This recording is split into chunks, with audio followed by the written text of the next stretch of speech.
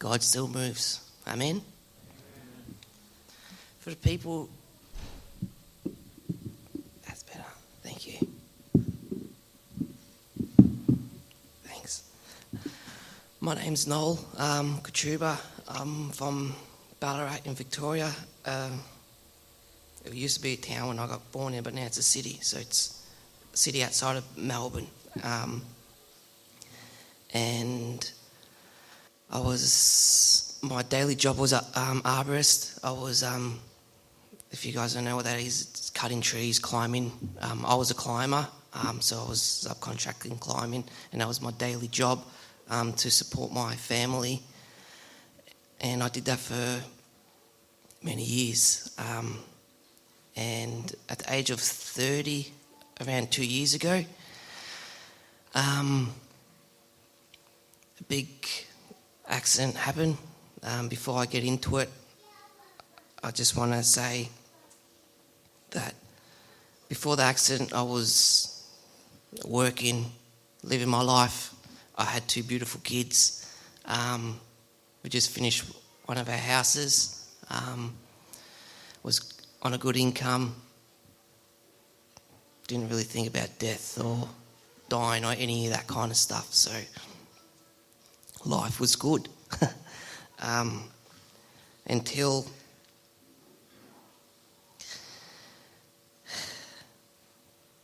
Until when I was 30, around 2 years ago, I woke up, I went to work, just another day at work, what I thought. I always had a prayer before I went to work. I always said a little prayer, God help me do my best, and help me get back to my family in one piece, because the job was always pretty risky. And I can't remember anything. I'm still dealing with bits and pieces with the mind and all that, so I lost memory and all that kind of stuff. But apparently I went to work that day. I got to the job site, and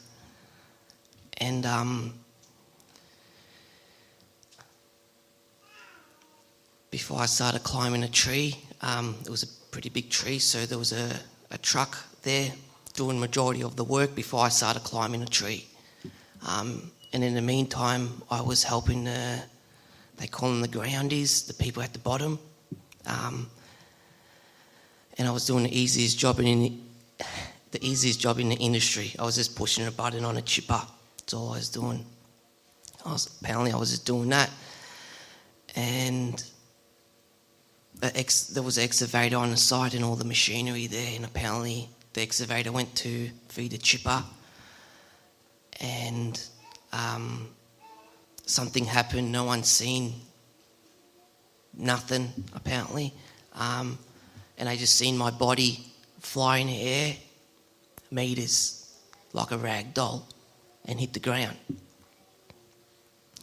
Everyone just stopped what they were doing. They came up to me while I was on the floor, and they called the ambulance. 2 ambulances rocked up on site. I'm giving you all these things. I don't know if you guys have heard my testimony, but there's a part 2 to everything, and I'll bunch it all up, and I'll show you how God works and how good is our God. And ambulances came on site. They took me. Apparently I was in and out of consciousness at this time. They called my beautiful wife, and they said Noel's been in an accident, and he's been driven to Ballarat hospital, and a job site was around half an hour away or something like that. So Tanya drove to the hospital in Ballarat to wait for me there. And in the meantime, the ambulance, halfway through taking me, they said, I'm not going to make it. They'll need to transport me to Melbourne. So they called the helicopter. What was close, for a helicopter, it was pretty close. It was half an hour away. And they met him in a paddock where they transported me in a helicopter, and they flew me straight to Alfred in Melbourne. It's a big hospital. They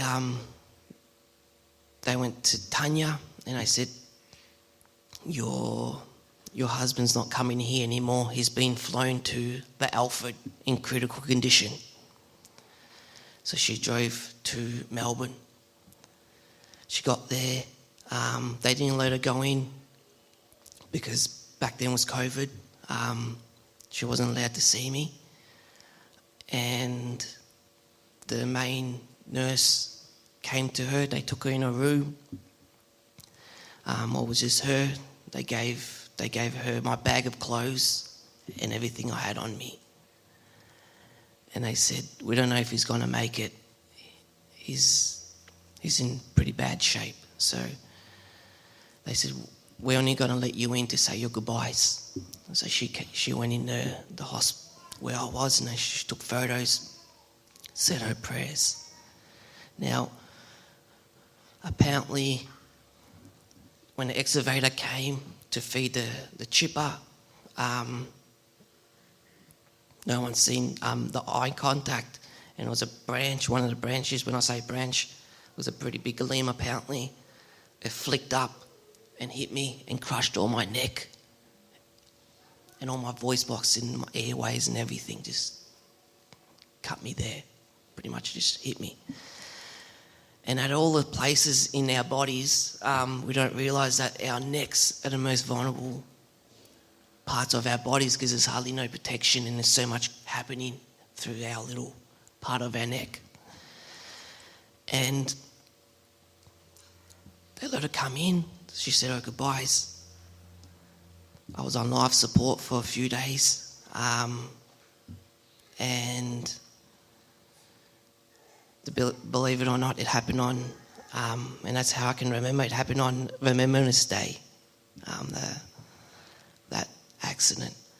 And a couple of days later, they decided to operate on me. They opened me up. They put everything back together, what they could work with.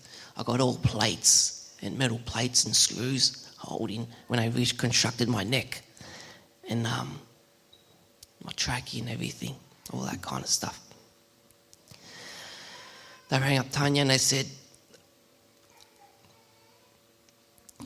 Noel's, we think he's going to survive. We think he's good. We don't know exactly how he's going to be when he wakes up, if he has a voice or any of that kind of stuff. And I was in a coma, life support, for around 5 days after that. And I woke up. And when I woke up, I was tied up to the bed. I had pipes coming out of me. I had the neck brace and all that kind of stuff, and nurses and doctors all around me. I had no idea about nothing. And when I say no idea, the only thing I could remember was 2 or 3 weeks before the accident, I went on a camping trip. And that's the only thing I remember. And they said, you've been in an accident. And I couldn't talk, I couldn't do nothing. I had no voice. And they was explaining to me everything. And I was in and out of, I was dozing in and out. Now, I was in hospital, I couldn't move for a while until they transported me into the trauma ward, which is second from ICU, I guess. And that's when I started. I started remembering, and my wife and all that, my kids and that kind of stuff. They put a valve because I couldn't speak, they put a valve, fake valve kind of thing to talk, which helped me. And then I couldn't breathe because of that valve. And I was in and out of operations kind of thing. Long story short, on that half, I got home. I had a voice, but it was really fade. And what was happening was, because there was so much effort for me to talk, I got really tired really quickly. And I was like, no offense. I look at my old man, my dad. I was like an old man. I had to have naps and all that kind of stuff during the day. And I was pretty fit, obviously before the accident. So that was affecting my energy levels and everything. So I was in and out of operations a lot. So the best result, what they could do, was to put a filler in my neck to fill in a gap. So we have 2 valves. I'll educate you guys because I had no idea. We've got 2 valves in our neck. And when we breathe and when we talk, the air from our lungs have to hit these valves. And then valves give like a back pressure. And that gives the voice. And that's how the voice comes, from the 2 valves. And everything's just created so perfectly in our bodies. And all that was crushed. So they could only put back what they could work with. So they put a filler in to fill in the gap for me to not be tired anymore and to have a better voice. And they came to a result of doing that. They couldn't do a permanent procedure because I had the metals, and they couldn't get back in there because it was too high risk to get in there. So it was a result of doing one operation for the rest of my life to fill in the gap. So every year, once a year, I'll go in. They do an op, and I'll be good. Until, and this is when the joyful moments come. Start of this year,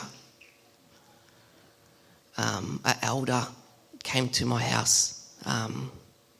He wanted to come see me, and I'll be honest with you guys. Obviously, in the Romanian community and in the church and God, I had a lot of people pray for me, and which was just fantastic. And I'll get to that in a minute. And this elder wanted to come. He was helping someone down in Ballarat, and he wanted to come to my house, and he wanted to pray for me. And I was like, yeah, you can come. I'm not going to say no for extra prayer. Anyway, he came, and he was all dirty. He was helping his friend out. And he sat down with me and Tanya at our house, and he said, he brought up the Bible, and he started reading about faith. And obviously we've all heard the prayers about faith, and if you have faith of a mustard seed, you can move mountains. And I said, yes. I was like, yeah, I know. I've heard it before. I was like, and he started reading, and it was a joyful moment. We felt God's presence just between us, just me, my wife, and the elder.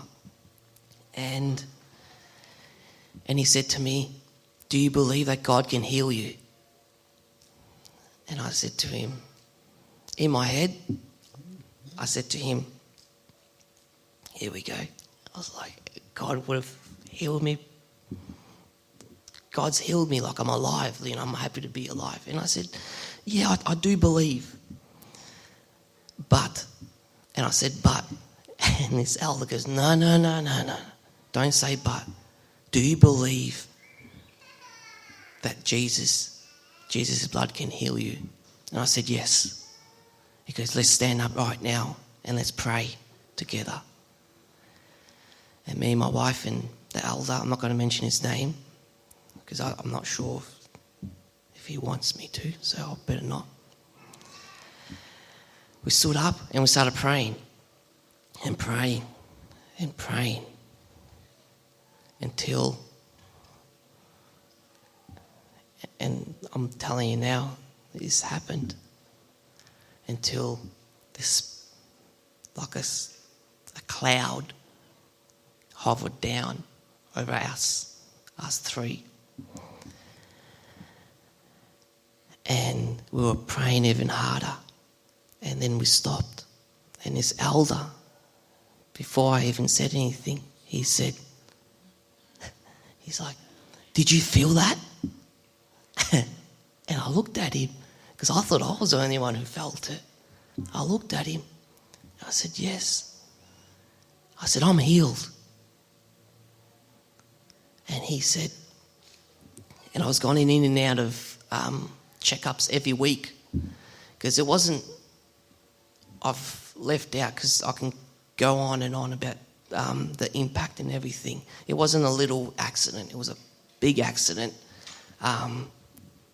And I still do, I got a big team. And I was going in and out of checkups every week. And that week I was going in a checkup. And what they do in a checkup is they put a camera up my nose, they go down and they see how everything is going in my thing. And his elder said, don't say nothing to no one. Go to the checkup and see what they say. In the meantime, I went to my family, my mum and dad, showing them, man, I've got my energy back. My voice is good. I went to the checkup and they put the camera down.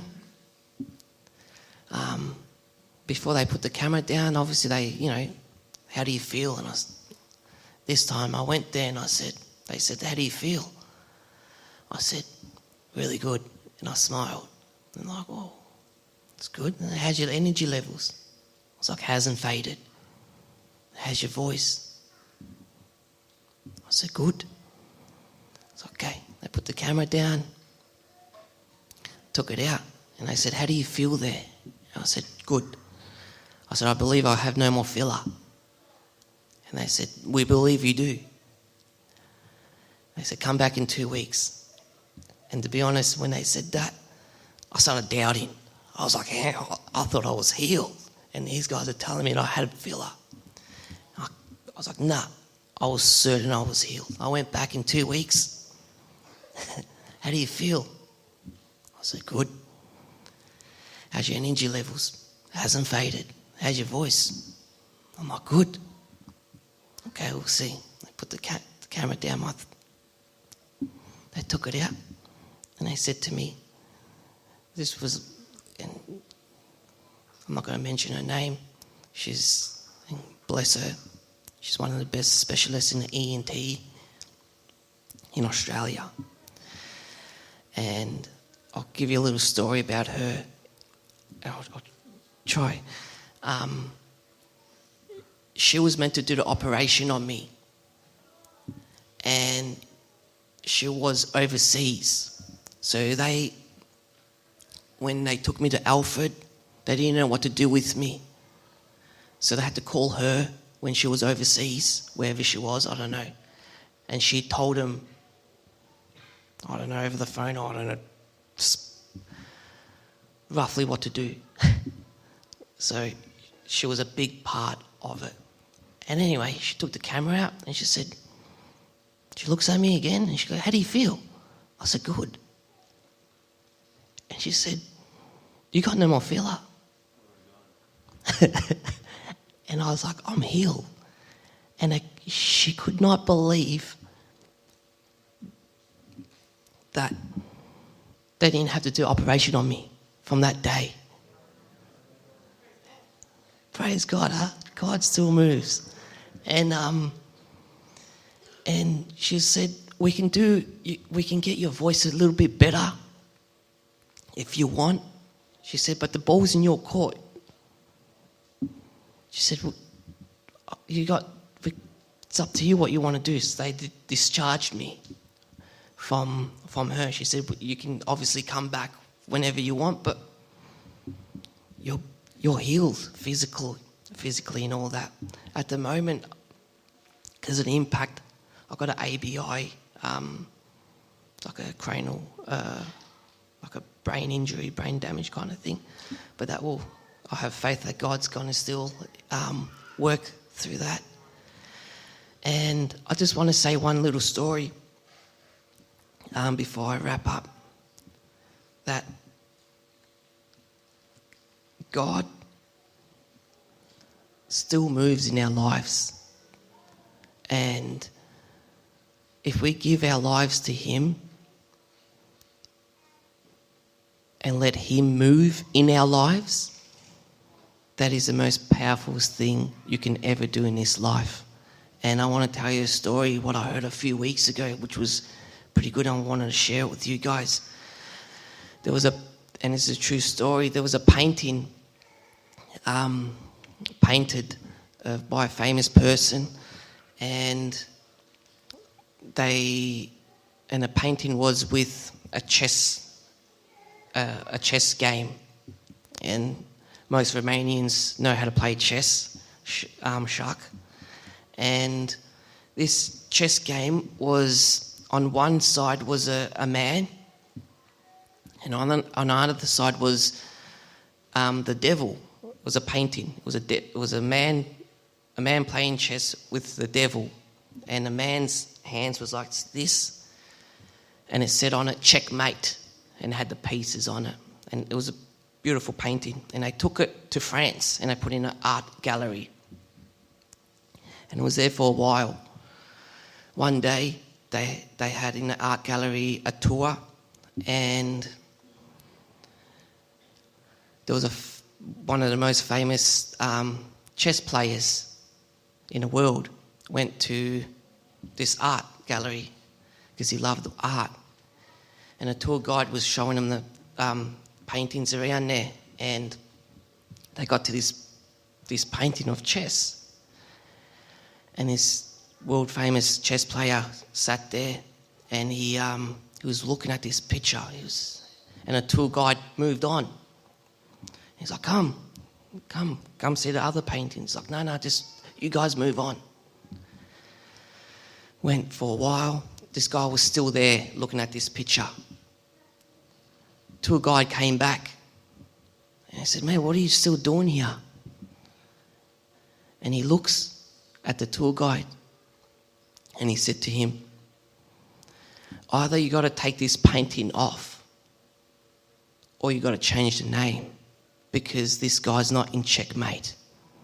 He's got one more move, the king. If we give our lives to God and make Him move for us, He will always win the game at the end of the day. If we give our lives to Him every morning, put the armor of God on, the game's on. And we don't know when our numbers are up. A lot of people say about the end of the world, when Jesus comes, that's fantastic. But in my experience, and I say to people, what do you care about the end of the world if you probably won't even wake up tomorrow? I was 30, fit, strong. I was a machine. Didn't mean nothing. Nothing. So I hope and I pray that you guys give all your lives up for God, and it's not a game. Life is much better with Jesus. And thank you for everything. I love you guys, and keep close to God. And every decision what you make in life, put it to God first. Every decision, youth, even older people, if you're not 100%, just wait. No one's got a gun to your head. But the devil wants you to rush decisions. Now. Jesus never rushed on His planet. Never. People went up to Him This guy's dying. He's like, don't worry, I got time. Came back, nah, he's dead. Don't worry about it. Nah, he's not dead. He was never in a rush. Why are we so in a rush to make decisions? Don't be in a rush. Give our decisions to God, and then he will give us the right decision to do, what path to take. God bless you guys, and I love yous. Amen.